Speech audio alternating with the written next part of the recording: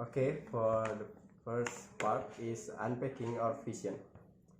Fission is a phonetic process that is just the opposite of phonetic fusion. From a single original sound, a sequence of two sounds may develop, each with some of the features of the original sounds. In French, word for truck, camion, camion is borrowed as cameo with oi instead of a nasal vowel.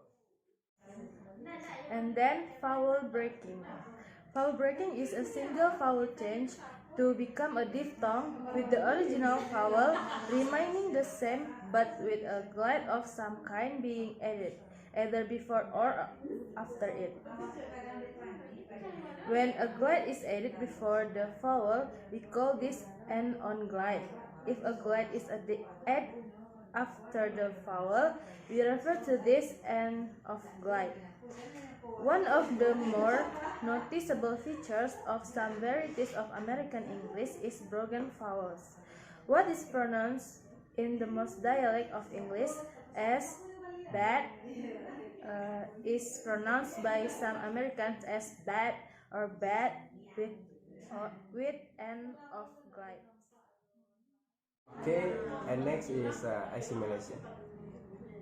When one sound causes another sound to change so that the two sounds end up being more similar to each other in some way. And for example, in English, is handbag. Handbag is often pronounced handbag in rapid speed because the sound M and B are bilateral consonant and their articulation, while the sequence D to B has a different place but similar ways of articulation, noiseless termination, and sometimes assimilate with M before B. In contrast, the word cupboard as a wall is a combination of cup and bird. Bird always pronounced cupboard, cupboard, even in slow talk in very articulate.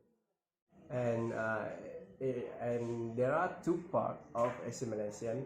For the part one is partial assimilation.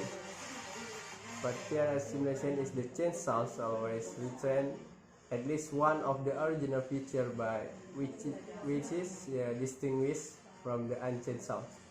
And next is total assimilation. Is when assimilation products geminate sounds in this way in the case of the cluster. An example of total assimilation would be change of NP to PP. And then dissimilation. Dissimilation is phenomenon whereby similar consonant or vowels in a word become less similar. For example, when a R sound occurs before another in the middle of a word, in rhotic dialects of English, the first tends to drop out, as in bezard for bezard, surprise for surprise, particular for particular, and governor for governor. And then tone change. One area of sound change which often gets forgotten is change in non-segmental aspects of phonology such as tone. Languages change to just as segmental sounds like consonant and vowel change. Tone languages used to use the pitch of the vowel to signal difference in meaning.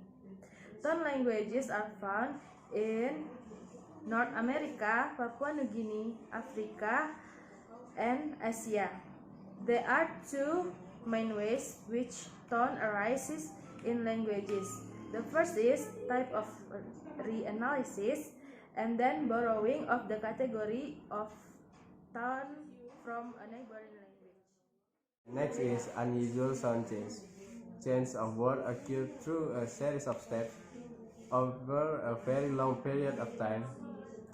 Sometimes we find that an individual sound has changed in a rather unusual way.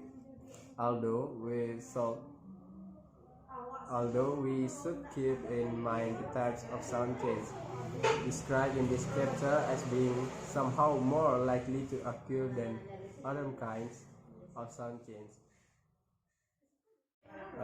For example, in the Mekio language spoken in the central province of Papua New Guinea, there is the example in the slide.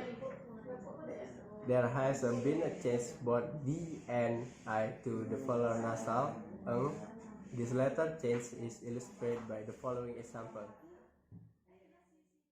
Okay guys, that's all from us about type of sound change 2 and Thank you very much.